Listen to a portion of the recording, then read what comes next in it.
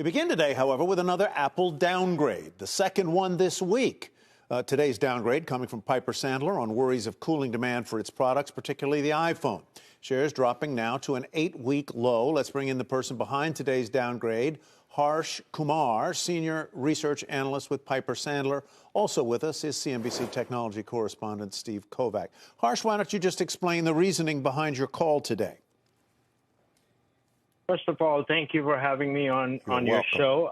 I think there are 4 to 5 things that bother me about Apple at this point. First of all, we see handset sales challenging in the first half of this year. Apple gets roughly about 50% of its revenues from handset sales, so it automatically becomes a big deal. We see units recovering a little bit in the second half, but it's going to be a lackluster year with sort of mid-single digit units growth. We also anticipate that following a weak sort of Christmas, there will be some excess inventory left over into the March quarter, which could potentially spill into June. We also feel that it's been a long time since Apple's done a form factor change. So the phones are kind of old looking, oldish. They keep upgrading the camera, but people anticipate that. The point number 2 is really interesting. They have a lot of legal headaches all of a sudden. The watch is a problem now with the issues around Massimo lawsuits. On the services side, you saw Google lose to Epic, which could be a problem. It could come back to Apple in another form of a lawsuit. We also know that the DOJ is questioning the browser and the payments that Apple gets from Google. So all this could be a sideshow, distracting sort of motion. Point number 3 is Apple gets about 10% of its... Let me, if I might, Harsh, let me pause there, and I'll let you pick up on point number 3 in just a second. But I want to bring Steve into the conversation because Harsh has laid out 2 very key points here. Number 1 is slowing handset sales and legal disputes that the company is facing. Well, it's not just that. Legal disputes that Apple's facing, it's legal disputes that Google is facing as well, because Google makes part of that case that the DOJ is suing Google over is over the payments Google makes to Apple. $19 billion a year or so ago. It could be about that again. So that puts their services business at risk. That's basically a free check that Apple gets all the time.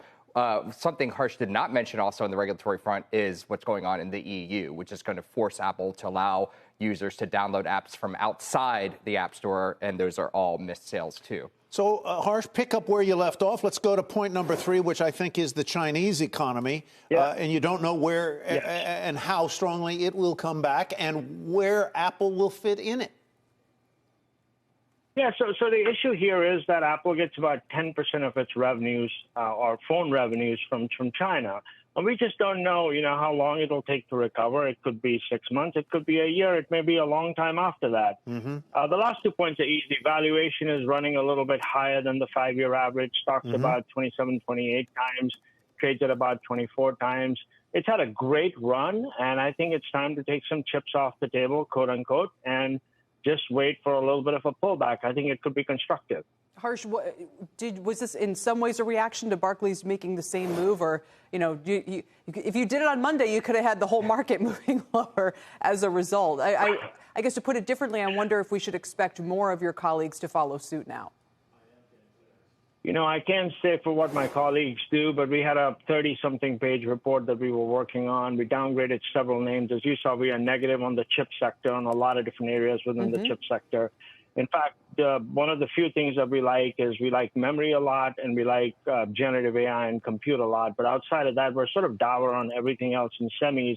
And the stocks have run up a lot in the fourth quarter, which is a cause for us to worry some more. So that's another thing that's happening. But yeah, it was a long report, and it just happened to be within a couple of days of a competitor.